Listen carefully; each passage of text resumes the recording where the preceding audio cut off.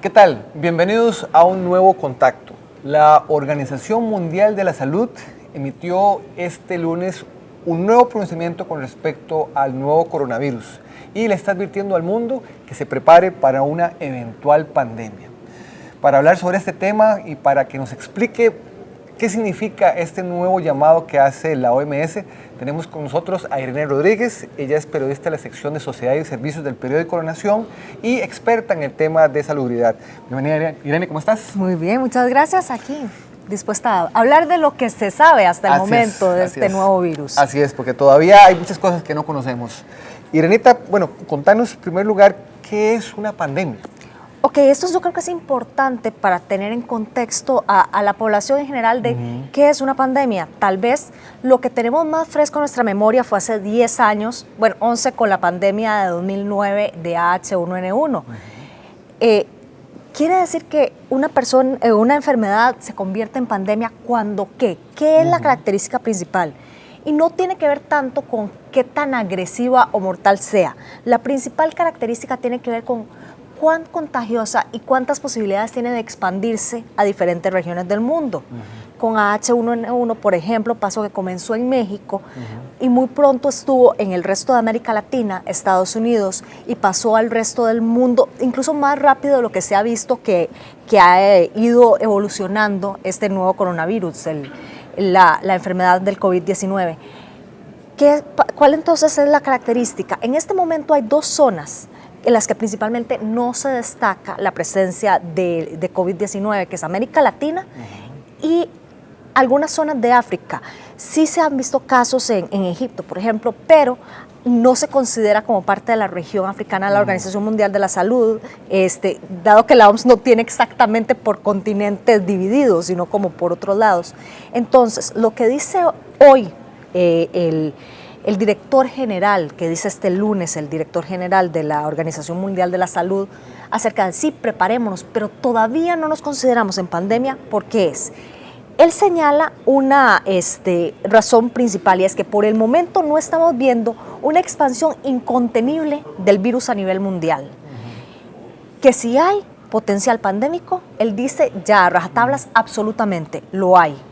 Tenemos en este momento entonces que tomar las medidas para si esto llegara. Las posibilidades de que esto no sea una pandemia cada vez son menores. Esto no quiere decir que vaya a ser algo sumamente agresivo y algo sumamente letal. Sin embargo, sí que va a diseminarse por el mundo y que obviamente hay que estar pendiente porque hay personas que están más vulnerables a esta enfermedad.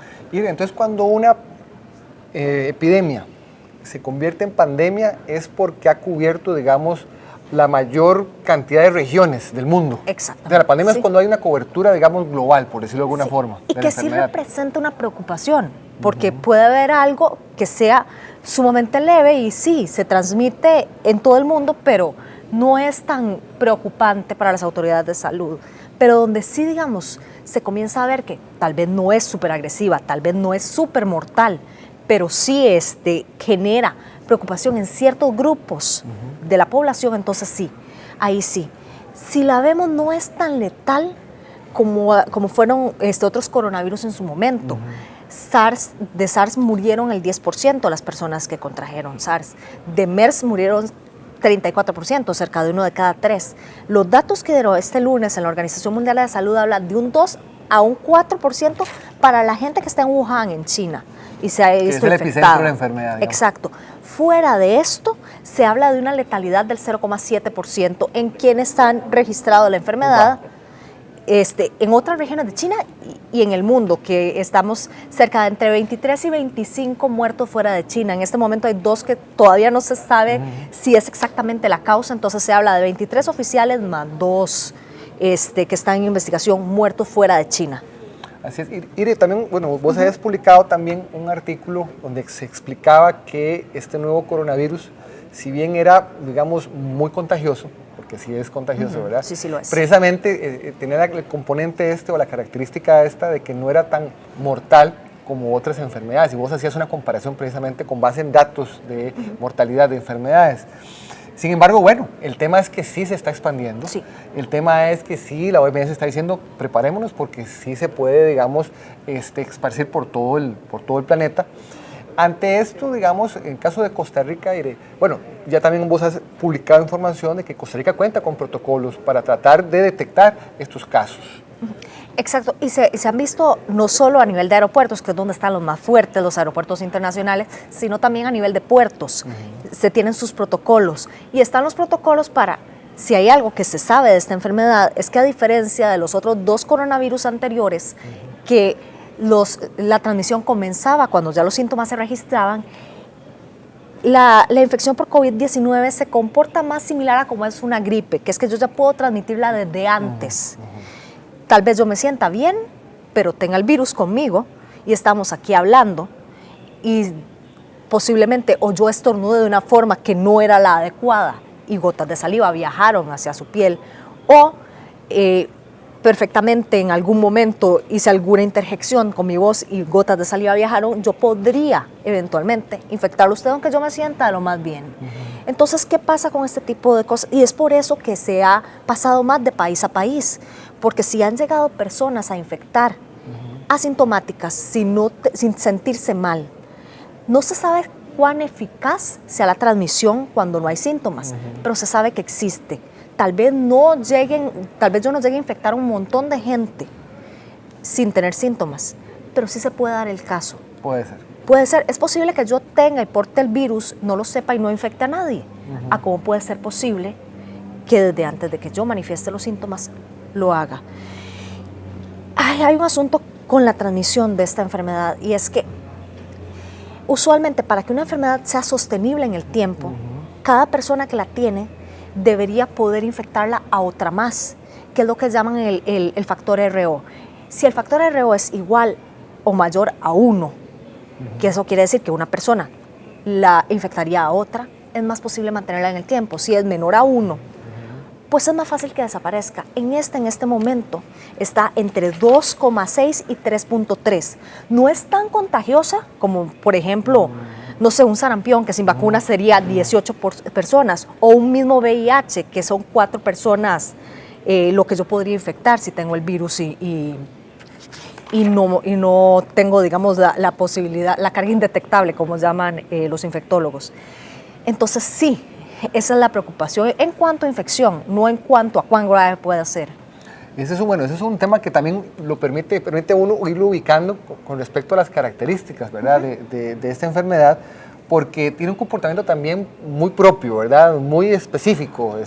Uno no puede compararlo con enfermedades de alta mortalidad, pero sí tiene, digamos, esas características de fácil contagio, como lo que estás contándonos ahora. Por eso creo, Irenita, que insistir mucho siempre, ¿verdad?, en el tema de que las principales medidas para evitar el contagio son el famoso protocolo de lavado de manos y el protocolo de estornudo, ¿verdad? Sí, sobre todo el lavado de manos. Yo creo que la gente no se percata de la maravilla de herramienta que tenemos en el lavado de manos, y no solo para algo como este nuevo coronavirus o como la gripe, también para diarreas, para otro tipo de virus. El hecho de estarnos lavando las manos y no estarnos tocando la cara, porque los virus muchas veces ingresan por ahí, es algo realmente importante.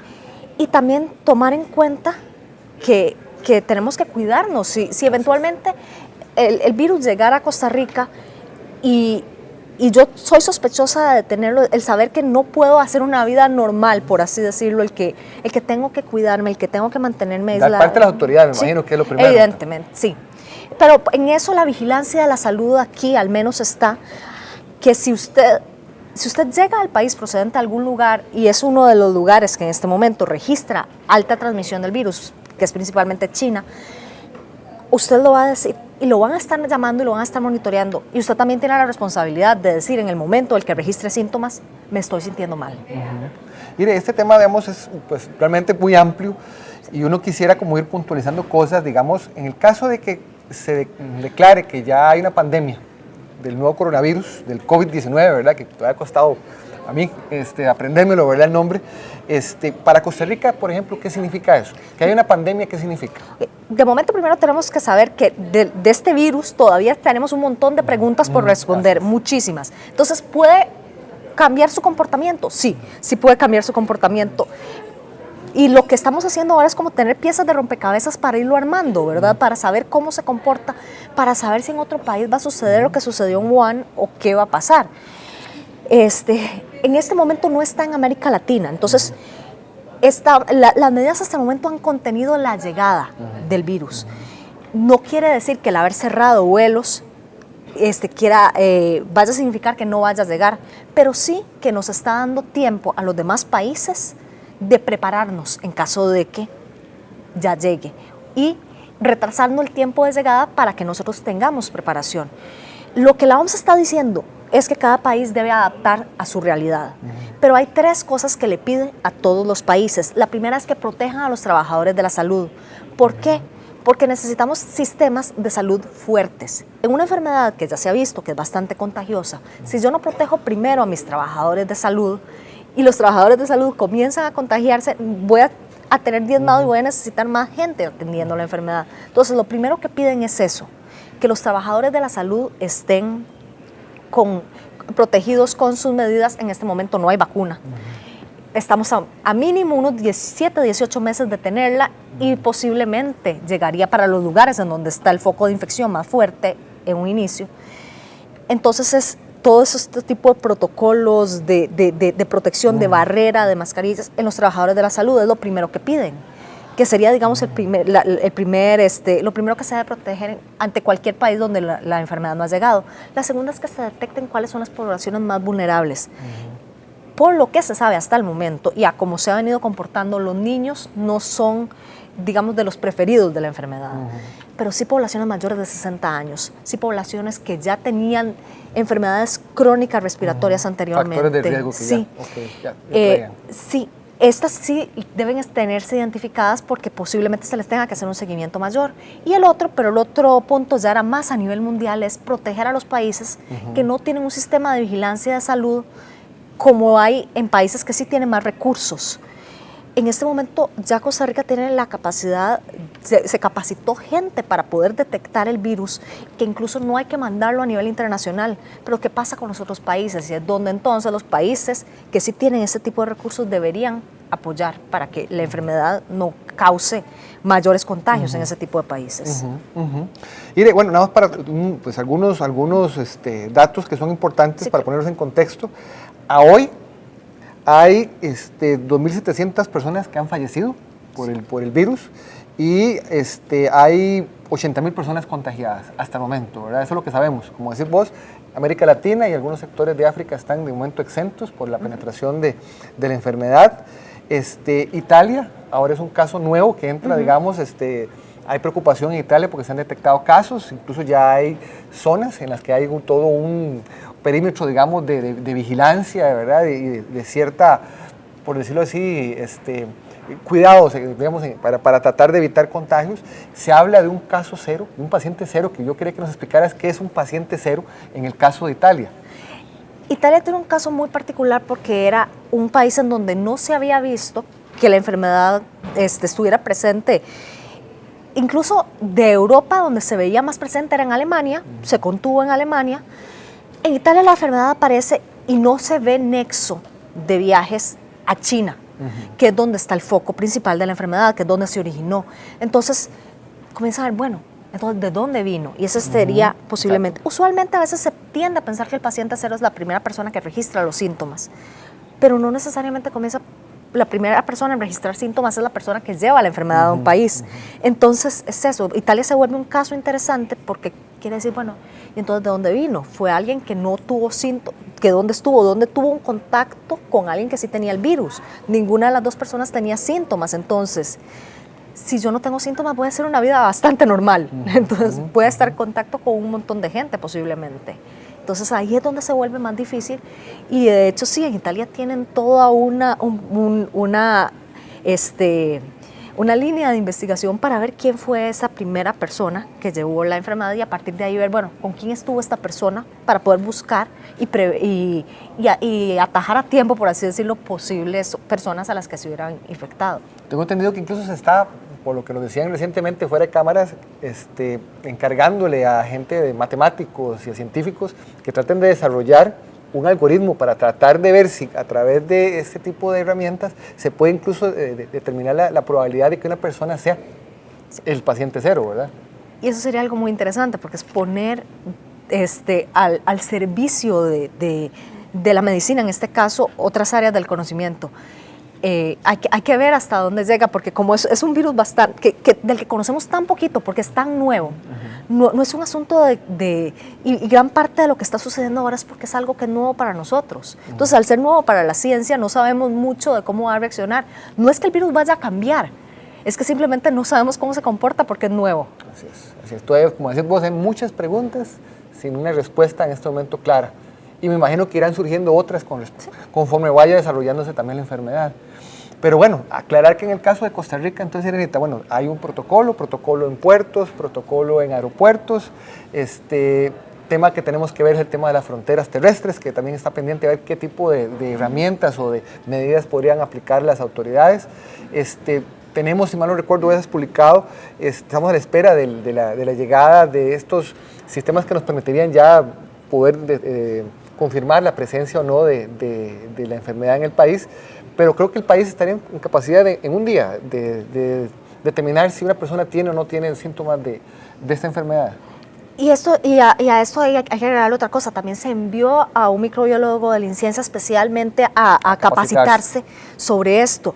La capacidad de respuesta puede ser muy rápida en un inicio. No sabemos si después vaya a haber varios casos sospechosos en los que haya pues una fila mayor, pero de momento que digamos es algo similar a lo que pasó en Estados Unidos, que al principio se detectaba muy rápido porque solo había una persona, después hubo varios sospechas, entonces iba la velocidad más lenta. Así es. Bueno, pues esperemos entonces, Irenita, qué novedades nos trae, digamos, esta temática, y pues invitarlos a ustedes también a que nos estén acompañando en la cobertura de esta información. Irene Rodríguez y los compañeros de la sección de Sociedad y Servicios y los compañeros también del mundo van a estar muy pendientes del desarrollo de esta enfermedad. Así que los invitamos a que nos acompañen, a que nos sigan a través de nuestras plataformas digitales y también la impresa. Irene, muchas gracias por acompañarnos. No, muchas gracias. Y lávense las manos, independientemente del virus o no, los va a prevenir de muchísimas enfermedades. Así es, un muy buen consejo. Muchas gracias y nos vemos en un próximo contacto.